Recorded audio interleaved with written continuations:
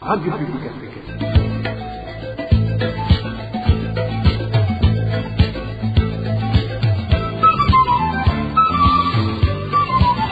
Radio Publique Africaine.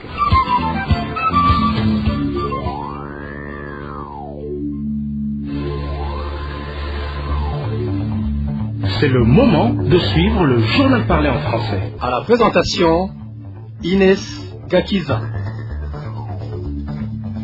Mercredi 1er avril 2026, bonjour et bienvenue à cette première édition du mois d'avril. Le sommaire pour commencer.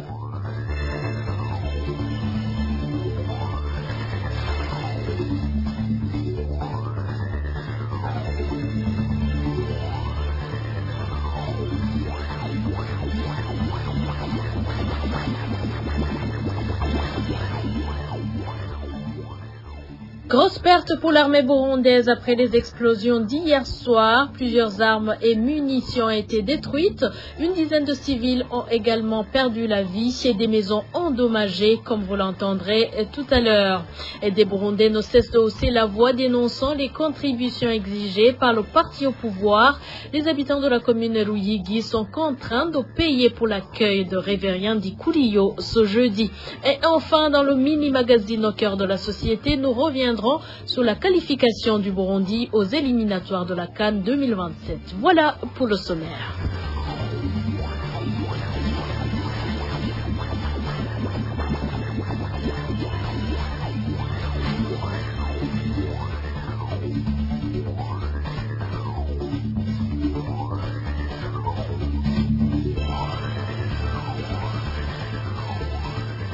Encore une fois, bonsoir et bienvenue. L'armée burundaise vient d'encaisser une lourde perte d'armes et munitions suite à un incendie électrique, selon le porte-parole de la FDN, survenu au camp dit base militaire de Musaga. En plus du magasin d'armement, 2 autres magasins souterrains d'armement militaire ont été également endommagés la nuit dernière. Janvier Nina Hazgwe nous en dit plus.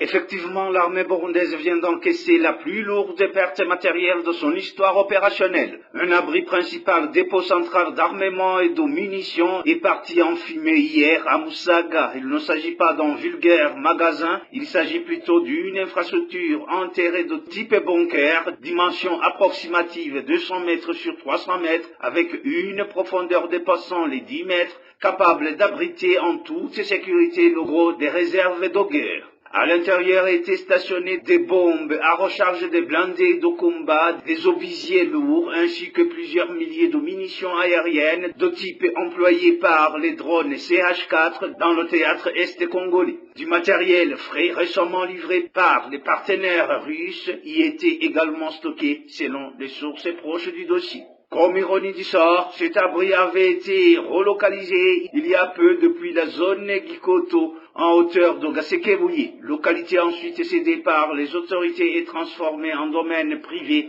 où poussent aujourd'hui de belles villas pour dignitaires. Et comme explication officielle, un court-circuit électrique. Un curieux détail, selon les mêmes sources, le courant est systématiquement coupé après chaque passage des contrôleurs dans cet abri. La compréhension opérationnelle reste donc en cours d'évaluation. Plusieurs immeubles situés à des centaines de mètres se sont effondrés sous l'effet des ondes de choc.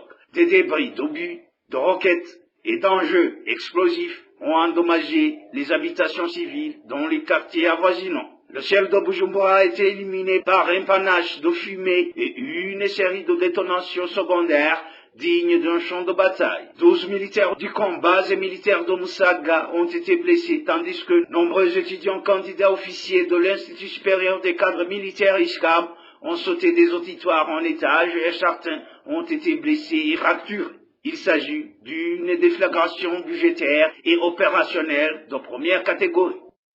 Cette même nuit a été marquée par une forte tension et une grande peur parmi les habitants de la ville de Bujumbura suite à ces explosions. Elles ont causé des pertes humaines et des dégâts matériaux. Éloge divin Remesha. Des explosions en série, des flammes visibles dans le ciel et une population plongée dans la panique.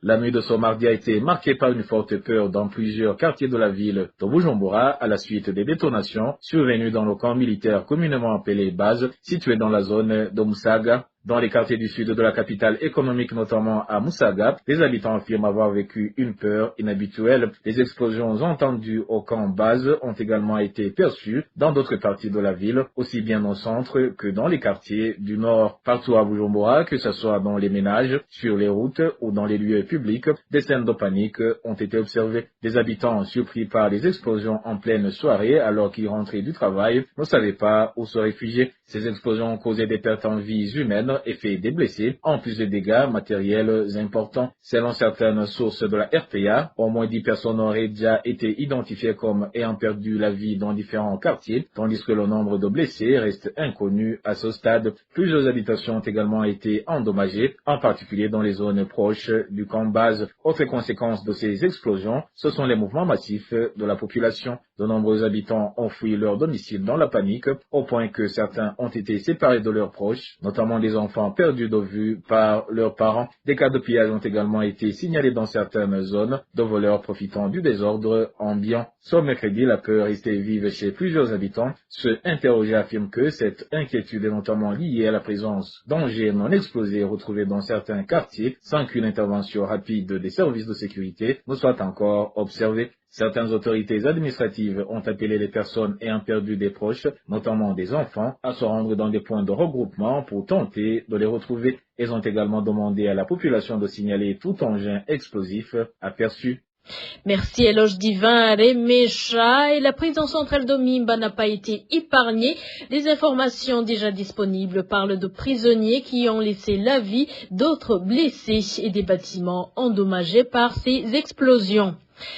Le ministère de la Défense nationale et des anciens combattants donne le bilan de 13 personnes mortes, 57 autres blessés, dont 3 militaires dans cet incendie survenu au camp militaire de Musaga la nuit de ce mardi. Dans une conférence de presse de ce mercredi soir, le général de brigade Gaspard Baratuza, porte-parole de l'armée burundaise, a indiqué que personne n'a attaqué le Burundi et qu'il s'agit bel et bien d'un incendie. Il demande à la population de montrer là où se trouvent les bombes qui n'ont pas encore explosé. Suivi général Gaspard Baratuza. Il y a des autres qui disent que l'origine serait une attaque extérieure. Comme on avait commencé à véhiculer ces fausses informations hier, on a eu l'occasion de donner la vraie version au moment opportun. L'origine, c'est ça, c'est ce qu'on vous a dit hier, et pas autre chose. Parce que s'il y avait eu une attaque extérieure, il y aurait eu échange de coups de feu. Et cela n'a pas été entendu. C'était des tirs unidirectionnels qui avaient un départ et une arrivée seulement. Donc, cette version-là est à exclure. Parce qu'ils veulent la protéger, ce sont des manipulateurs qui veulent désorienter la population. Et à côté des morts et des blessés, certaines personnes ont disparu, surtout des enfants. Dans son message de soutien aux victimes de ces explosions, Gervais Ndirakobucha, président du Sénat, a appelé la population à se mobiliser pour retrouver les personnes disparues pendant la fuite. Suivez le président du Sénat, une des autorités qui ont adressé des messages de soutien aux victimes. Kw'izina ry'abakozi bose bakorera mu nama nkenguzamateka no kw'izina ryanje nyene nifatanye n'indongozi z'igihugu cacu mu guhoza imiryango ya bene wacu bashiki bacu baraye babuze ababo. Au nom de tous les travailleurs au sein de l'Assemblée nationale et à mon propre nom, je me joins aux autorités de notre pays pour exprimer nos condoléances aux familles endeuillées. Nos sœurs et frères ont perdu les proches, ceux qui ont quitté ce monde, les familles sont dévastées, les biens ont été détruits à cause de l'incendie survenu dans un entrepôt de matériel militaire dans la ville de Bujumbura. Je vous demande de bien vouloir nous unir dans un moment de silence pour rendre hommage à nos défunts. À cet égard, je demande également aux familles séparées de se soutenir mutuellement. Si quelqu'un parmi vous peut apporter de l'aide, cela nous permettrait de nous soutenir tous ensemble en tant que Burundais pour permettre à ces familles de se retrouver et restaurer leur vie et leur unité. C'est toujours le journal de la RPA, page droit de l'homme à présent. Le nombre de détenus dans les différentes prisons du Burundi a connu une augmentation significative de 25% au cours de l'année dernière 2025. Ces chiffres ont été révélés par l'Association burundaise pour la protection des droits humains des personnes détenues APRODH dans son rapport annuel sur les violations des droits humains au Burundi, rendu public le 31 mars 2026. Selon l'APRODH, cette surpopulation carcérale s'explique en grande partie par les dysfonctionnements du système judiciaire burundais. David Claude Mbananayo. Dans son rapport sur la situation des droits humains au Burundi pour l'année 2025, l'APRODH met en lumière une détérioration préoccupante des conditions de détention dans les différentes prisons du pays. L'organisation souligne une augmentation rapide et inquiétante de la population carcérale. Alors que la capacité d'accueil totale des prisons burundaises est estimée à 4 294 détenus, celle-ci comptait en décembre 2025 jusqu'à 12 825 prisonniers contre 10 213 au début de la même année en janvier. Cette évolution correspond à une hausse de plus de 25% en l'espace d'une seule année. Dans certains établissements, le taux d'occupation atteint ainsi près de 3 fois la capacité prévue. Selon la PRODH, cette surpopulation carcérale résulte de plusieurs facteurs, notamment des arrestations arbitraires, la lenteur des procédures judiciaires, le manque de suivi de certains dossiers, en particulier ceux à caractère politique, ainsi que le maintien en détention de personnes ayant déjà purgé leur peine. L'organisation déplore également le recours insuffisant à des peines alternatives à l'emprisonnement, telles que les travaux d'intérêt général. Des experts estiment que cette situation reflète des dysfonctionnements profonds du système judiciaire burundais. Ils dénoncent une justice perçue comme étant sous influence du pouvoir en place, parfois utilisée comme un instrument de contrôle ou de répression à l'encontre des opposants politiques. En conclusion, la PRODH avertit que faute de mesures urgentes et appropriées, les conditions de vie des détenus risquent de se dégrader davantage. Merci David Claude Mbananayo, je vous l'avais dit au début de ce journal, et les habitants de la commune Ruyigi disent n'en pouvoir plus des contributions forcées et incessantes leur exigées pour accueillir convenablement le secrétaire général du parti au pouvoir, le CNDD-FDD, qui compte s'y rendre ce jeudi. Révoltés par ce lourd fardeau leur imposé alors qu'ils vivent déjà dans une précarité sans nom, ces habitants s'indignent de voir que certains d'entre eux sont contraints de payer doublement pour une même contribution. Plus de détails avec Josiane Mozzaneza. Ces contributions sont en train d'être collectées dans toute la commune de Ruyigi, dans les zones Ruyigi, Lusengo, Bweru et Butezi. Selon notre source à Ruyigi, cet argent est collecté par les Imbonerakure du parti CNDD-FDD, que ce soit dans les ménages ou dans les différentes institutions étatiques.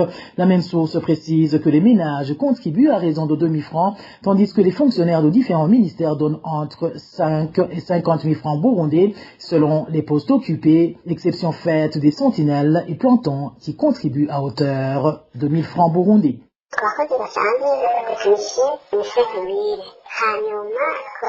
Les simples fonctionnaires et les techniciens cotisent 5 000 francs burundais et les chefs de service 15 000 francs.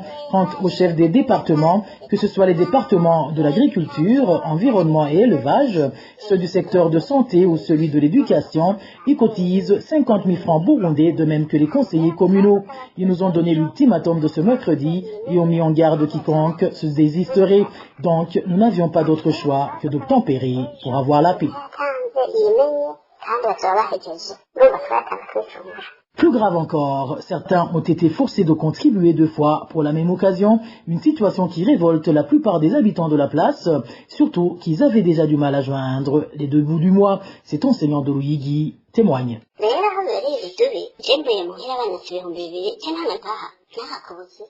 Ce qui est frustrant, c'est que j'ai contribué 2 000 francs burundais qu'on taxe à chaque ménage, et au travail on m'exige de donner une autre contribution, et ce sont les mêmes Imbonerakure qui collectent cet argent sans tenir compte des conditions précaires dans lesquelles vivent nos ménages. Imaginez-vous qu'il y en a qui mangent à peine 1 fois par jour. C'est vraiment scandaleux, car même le sel, qui est un ingrédient indispensable pour la cuisson, n'est plus accessible à tout le monde.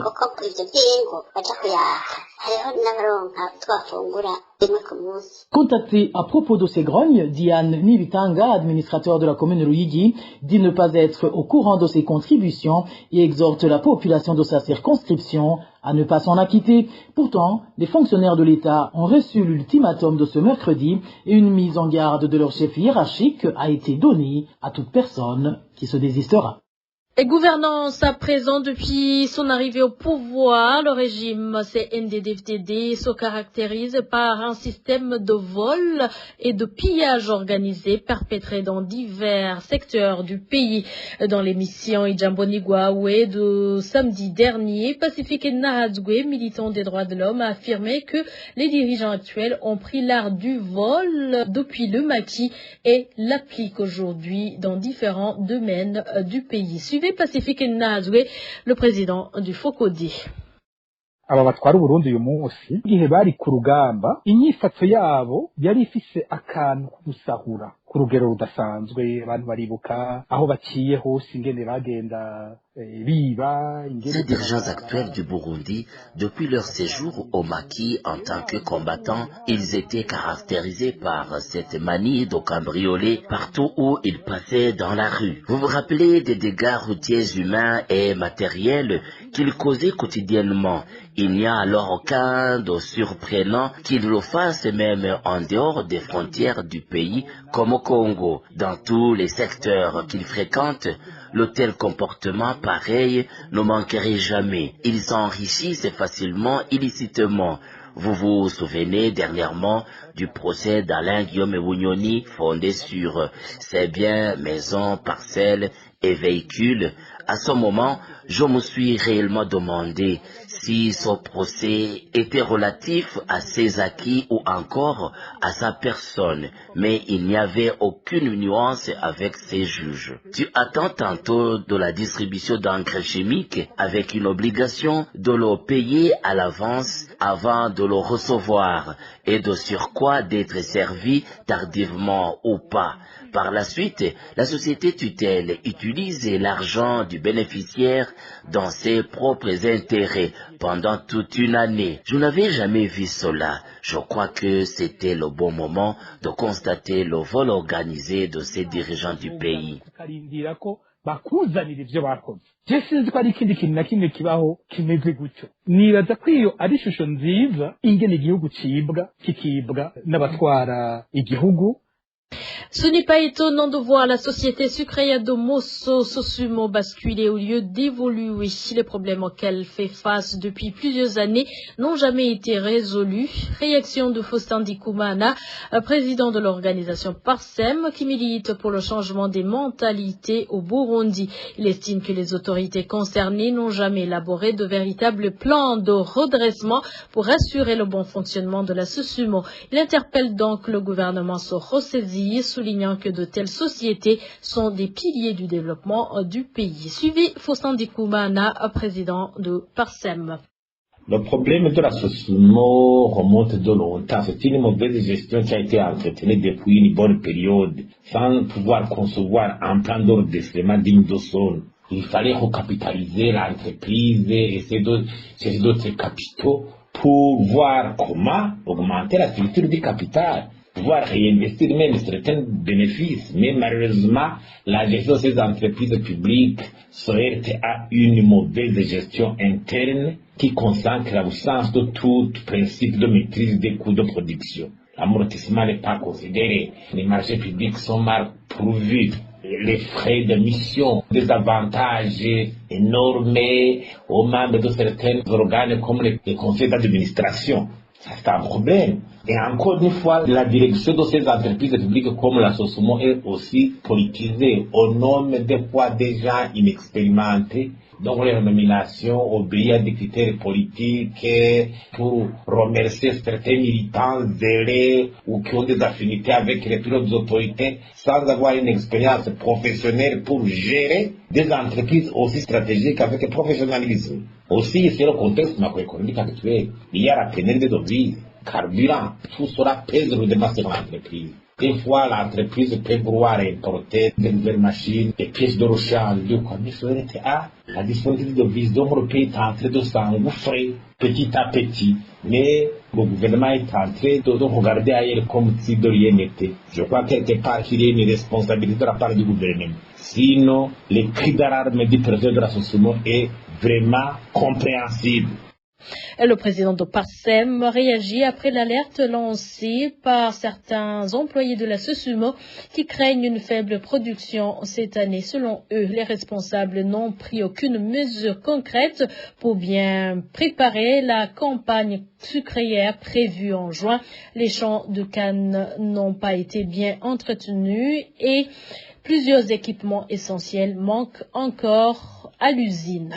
Après une courte pause, c'est le mini-magazine de la synergie des médias RPA, Inzamba ainsi que la télé Renaissance.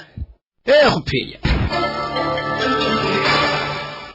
Dans le mini-magazine au cœur de la société de ce mercredi, nous revenons sur le sport où le Burundi vient de se qualifier pour la phase des éliminatoires de la Coupe d'Afrique des Nations 2027 prévue en Ouganda, au Kenya et en Tanzanie et les défis qui restent à relever. Au cœur de la société vous est présenté par Révérien Badzikamwe de la télévision Renaissance. Au cœur de la société. Au cœur de la société est une émission préparée en synergie par les radios Inzamba Agateka Kawe, Radio RPA Idjouya Wanyagihugu, ainsi que la radio-télévision Renaissance.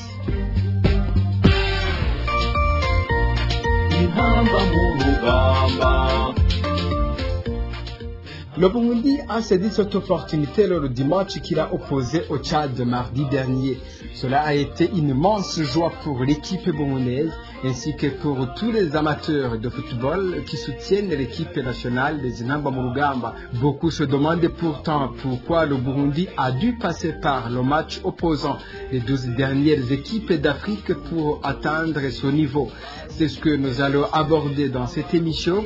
Révérien Badzikamwe, je vous présente cette émission au nom de la synergie des médias Radio Inzamba Gateka Kawe, Radio Inzamba et Télévision Renaissance. Soyez les bienvenus.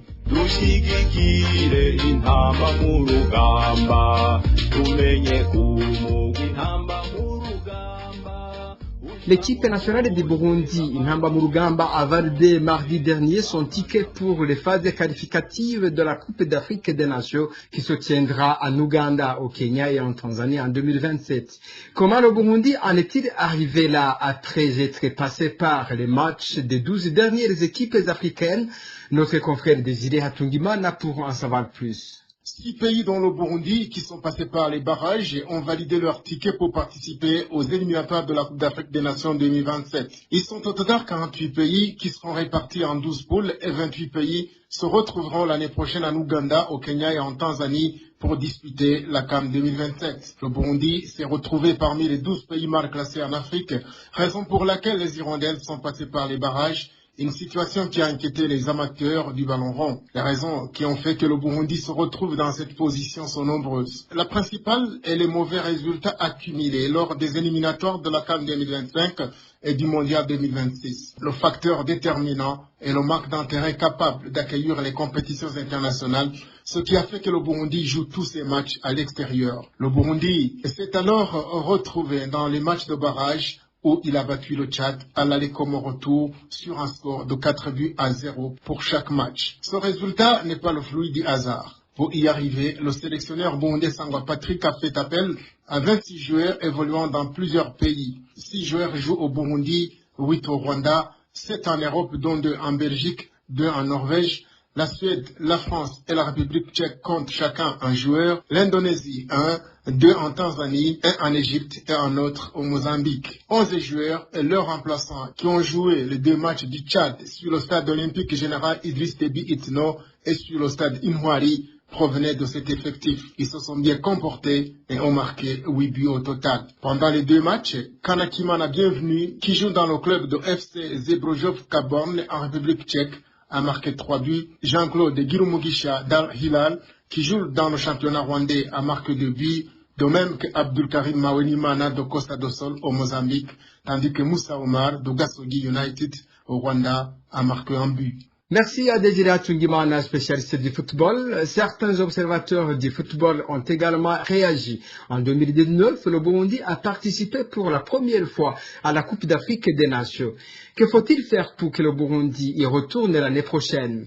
Emmanuel Nakirutimana, journaliste sportif et ancien collaborateur du Comité national olympique du Burundi, propose la mise en place d'une équipe de recruteurs compétents pour aider le sélectionnel à identifier les joueurs partout dans le monde, tout en leur apportant un encadrement technique et matériel adéquat.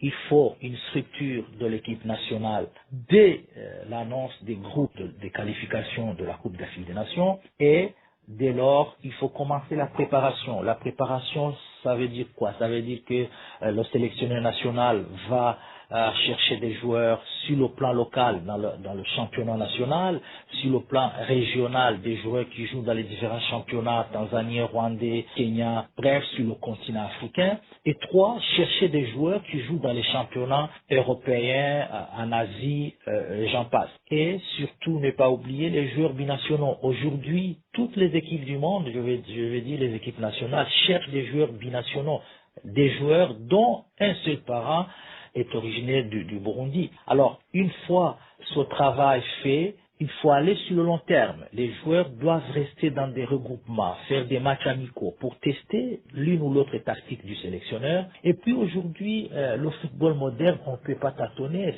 c'est devenu une science exacte.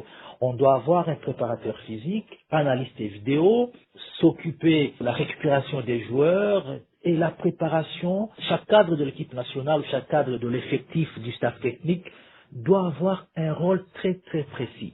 Alors, si les joueurs restent ensemble, si une liste de 30 joueurs par exemple est identifiée, il faut que ces joueurs restent à long terme ensemble. Quand ils vont avoir des matchs amicaux ensemble, quand ils vont avoir le même sélectionneur sur un long terme, ça va permettre aux sélectionneurs d'avoir pour chaque poste 2 ou 3 joueurs, pourquoi pas, et pour pallier à des éventuelles blessures des joueurs. On sait que la campagne de la qualification à la Coupe du Monde est longue, c'est sur le temps. Donc, une fois que le sélectionneur a accès à une base de joueurs sur qui il peut compter, il est à l'aise dans son travail. Donc, la coordination devient facile. On sait quel joueur qui est dans quel championnat et quel est son temps de jeu. Surtout, mettre en place un outil qui doit chaque fois nous rapporter le niveau de performance de chaque joueur. Comme ça, l'équipe nationale, comme disait l'ancien sélectionneur Ibakare Baudouin alias Dindi, l'équipe nationale reste une porte ouverte. On entre, on sort. Les plus jeunes vont rentrer, ils vont trouver les plus anciens et les plus anciens vont être le modèle de ces jeunes. Et comme ça, les résultats seront toujours au rendez-vous. Lionel Ninheretse, qui aide les joueurs burundais à trouver des clubs, demande quant à lui aux responsables du ministère et de la Fédération de football de mieux soutenir les joueurs, notamment en leur fournissant les moyens nécessaires afin que les Inhamba Murugamba puissent atteindre de grands résultats. La fédération fera les choses en main pour que cette équipe qu'on a maintenant, qui soit la fondation de la préparation pour la route vers la CAN 2027. Maintenant, on a une potentialité parce que derrière l'équipe nationale, il y a des fans. Le deuxième joueur est là, ce qui nous a manqué depuis 4 ans. Donc, tout est là pour aller loin. Donc, il faut que la fédération et le ministère prennent les choses au sérieux. Il faut qu'il motive l'équipe nationale, il faut qu'il motive les joueurs. Donc, c'est le commencement. Maintenant, on est dans les poules. Et il faut que nous soyons prêts. Il faut que ce soit une grande équipe ou pas. Il faut qu'on gagne chaque match au Stade Noiré, puis préparer les matchs dans le stade du pays, mais en gagnant chaque match dans notre stade. On a déjà des joueurs talentueux. On a aussi des joueurs qui ont l'expérience. Si on combine les deux groupes-là, je pense que il y a moyen d'aller louer, il y a moyen qu'on gagne chaque match, surtout chez nous. Et comme ça va se dérouler à la seule jour, il faut que notre drapeau soit là, il faut que notre équipe soit là. C'est ainsi que s'achève notre émission. Vous l'avez entendu, les Inhamba Murugamba sont une équipe pleine de potentiel, mais qui a besoin de soutien à tous les niveaux. Merci à vous tous de nous avoir suivis, ainsi qu'à mes collègues pour les contributions. Rendez-vous mercredi prochain pour une nouvelle émission. D'ici là, portez-vous bien. C'était Révéré Basikamwe à la présentation. À la prochaine.